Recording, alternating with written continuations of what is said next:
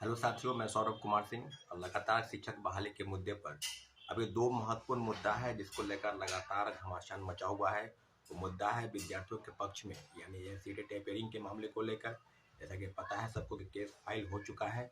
आपको बताते चले कि जो सीटें टेपरिंग के मांग को लेकर लगातार हम लोग धरना प्रदर्शन बीपीएससी ऑफिस के बाहर, मुख्यमंत्री सचिवालय आदि आदि जगहों पर सरकार के समक्ष अपनी बातों को रखने का प्रयास कर रहे थे, परंतु सरकार ने हमारी एक नहीं सुनी और सारे मुद्दों को लेकर हम लोगों ने निर्णय लिया कि कोर्ट में याचिका दायर की जाएगी और कल याचिका दायर हो चुकी है। आपको बताते चले कि इस मामले की जो देख रेख जिनके लॉयर के अंडर में हो रहा है वो है दीनू कुमार सर और रितिका रानी मैम। दीनू सर, जैसे कि आपको पता है कि दीनू सर इस बिहार राज्य के काफ़ी नामी वकील हैं, काफ़ी नामी लॉयर हैं और काफ़ी मामलों को उन्होंने सुलझाया है। पिछले सचिवालय सहाय के केस में भी हम लोगों के लॉयर भी दीनू कुमार सर और रितिका रानी मैम ही थी। आपको बता दें कि इस मामले में कौन पिटिशनर है, क्या है, नहीं है, परंतु इतना जरूर है कि केस हो चुका है। तो केस के संबंध में जो भी जानकारी होगी, आपको जब भी हियरिंग होगा उसके संदर्भ में आपको हम वीडियो बनाकर आपको बता देंगे कि क्या हुआ है सुनवाई और कब तक इस मामले की सुनवाई होनी है।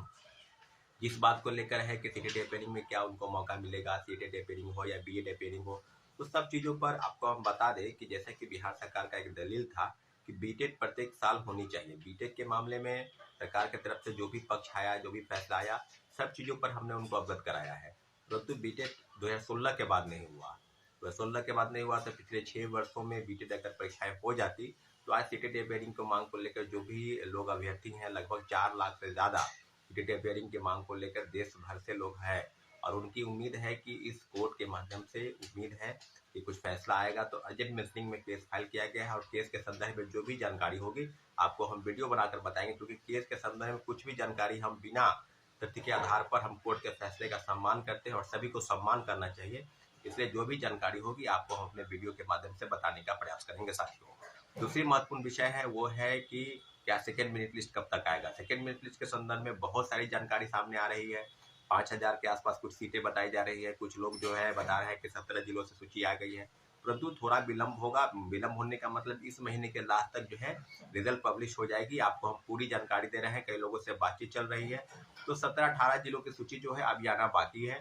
तो उम्मीद करते हैं कि कंपलसरी जो रिजल्ट है, यानी जो सेकेंडरी सप्लीमेंट्री रिजल्ट है, वो इस महीने के लास्ट यानी नवंबर लास्ट में आ सकता है। इसकी पूरी जानकारी आपको हम दे रहे हैं। दूसरी महत्वपूर्ण विषय है कि क्या सेकेंड फेज की बहाली में क्या आरक्षण, जो अभी बिहार सरकार ने 75% आरक्षण जो घोषित किया है, 25% आरक्षण अदर कार्ड यूआर के लिए यानी अनारक्षित सीट है, तो वो क्या लागू होगा इसमें। इस बात में बहुत सारे लोगों का फोन करो मैसेज आता है कि 75% आरक्षण सेकेंड फेज की टीआरई 2.0 में क्या लागू होगा या नहीं होगा। तो आपको बता दें कि जितने भी आरक्षण के लाभ की जो सीमा है उसको समाधान विभाग और बीपीएससी की अधियाचना के लिए भेज दी गई है। तो सारी चीजों पर आपको अपडेट 1-2 दिन के अंदर जरूर मिल जाएगा कि ये जो 75% का आरक्षण का लाभ है ये सेकेंड फेज की बहाली में मिलेगा। क्योंकि आपको हम बता दें कि दरोगा हो, सिपाही हो, बीपीएससी द्वारा आयोजित जितनी भी परीक्षाएं हैं सब में 75% आरक्षण का लाभ समान प्रशासन विभाग द्वारा मुख्यमंत्री सचिवालय से वहां चला गया है और बीपीएससी और शिक्षा विभाग ने इन सारे तथ्यों की जानकारी अपने हिसाब से ले रही है। और अपडेट जो करने की बात है वो है कि जल्द से जल्द इस मामले में भी अपडेट हो जाएगा।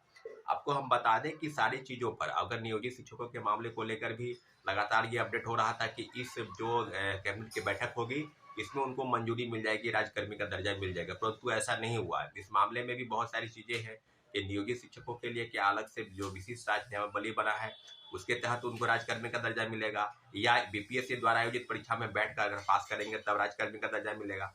तो दोनों मामले को लेकर सरकार को स्पष्टीकरण जारी करना चाहिए, एक स्पष्ट निर्णय बहुत जल्द लागू करना चाहिए कि उनके लिए कौन सा रास्ता सही होगा और क्या नहीं होगा। तो आपको हम बता दें कि राजकर्मी का दर्जा देने की मांग को लेकर जो विशिष्ट नियमावली बनी है उसके तहत उनको डिपार्टमेंटल परीक्षा देनी होगी। अगर वो पास कर जाते हैं तो वो राजकर्मी का दर्जा लेंगे। इसके लिए एक और चीज प्रावधान उसमें है, अगर फेल कर जाते हैं तो उनकी नौकरी जो है सेवा मुक्त की जाएगी। तो इस मामले को लेकर भी काफी विरोध हुआ था। मुझे ऐसा लगता है, मुझे जैसे जानकारी प्राप्त हो रही है कि जो चीजें हैं 3 बार परीक्षा पास करने के बाद उनको राजकर्मी का दर्जा मिलेगा, परंतु फेल करने को लेकर जो बातें, जो जिस बात का विरोध था उसके लिए ही कुछ मंत्रणा हो रही है, कुछ बातचीत चल रही है। तो शायद उसके लिए कोई ठोस नीति स्पष्टीकरण जो है सरकार की तरफ से आ जाए। अभी जो आपको बता दें कि बीपीएससी में सेकेंड फेज की बहाली को लेकर लगभग 1,20,000 पदों की जो नियुक्ति प्रक्रिया है वो भी 7 दिसंबर से उसकी परीक्षाएं जो है वो शुरू हो जाएगी। तो सब लोगों के लिए मन में है कल जो है वो एएमआर शीट की कार्बन कॉपी का जो क्वेश्चन बुकलेट है, एएमआर शीट की कार्बन कॉपी है, जो एएमआर शीट होता है उसकी भी एक डेमो जो है वो अपलोड कर दी गई है। तो आप सभी परीक्षार्थी उसको देख लेंगे और सारी चीजों पर जो भी चीजें शिक्षक बहाली के संदर्भ में है, दो महत्वपूर्ण मुद्दे, सीटी टेपरिंग को लेकर कोर्ट केस, और दूसरा सेकेंड मेरिट लिस्ट को लेकर कितनी सीटें आएंगी, कब आएगी। तो मुझे लगता है कि 15,000 से 20,000 सीटें जो है इस महीने के लास्ट तक जो है जिला शिक्षा पदाधिकारी और डीपीओ के स्तर से जो है वो विभाग को मिल जाएगी। तो विभाग को मिलने के बाद जो भी जानकारी होगी आपको हम देंगे। लेकिन इतना जरूर है कि सचिवालय सहायक के मामले में हमारे जो लॉयर थे उन्होंने बहुत अच्छा काम किया था। हम लोग को उस मामले में मेन पिटिशनर हम ही थे, परंतु इस चीजों को लेकर जो भी उपापों की स्थिति है सीटी टेपरिंग को लेकर, उसके लिए जो है कोर्ट के दरवाजा खटखटाया है। अभी जो भी निर्णय होगा वो कोर्ट पर निर्भर है, तो इसलिए आप थोड़ा सा इंतजार करें। और सेकेंड मेरिट लिस्ट के लिए निश्चित रूप से इस महीने का लास्ट तक सेकेंड मेरिट लिस्ट निकल जाएगा। तो आप लोगों से आग्रह है कि सेकेंड मेरिट लिस्ट का भी आपको इंतजार करना पड़ेगा। रही बात कई मामलों को लेकर, कल बीपीएससी में पेमेंट फंसने को लेकर मामला था, रजिस्ट्रेशन को लेकर मामला था, तो उसके लिए भी 2 दिन की जो है डेट वो एक्सटेंड कर दी गई है। तो सारे मामले को लेकर निश्चित रूप से एक सरकार की तरफ से अच्छी पहल है, हम उसका स्वागत करते हैं। परंतु कुछ मामले में जहां लगता है कि विद्यार्थियों के साथ गलत हो रहा है तो निश्चित रूप से खुलकर उसका विरोध किया जाएगा। ठीक है, धन्यवाद, जय हिंद। हमारे चैनल को आपने सब्सक्राइब नहीं किया तो प्लीज सब्सक्राइब कर दे, लाइक और शेयर करें, ताकि जो बातें छात्र हित में है आप तक पहुंच सके और आप यहाँ हमारी बातें हम तक पहुंच सके। ठीक है, धन्यवाद, जय हिंद।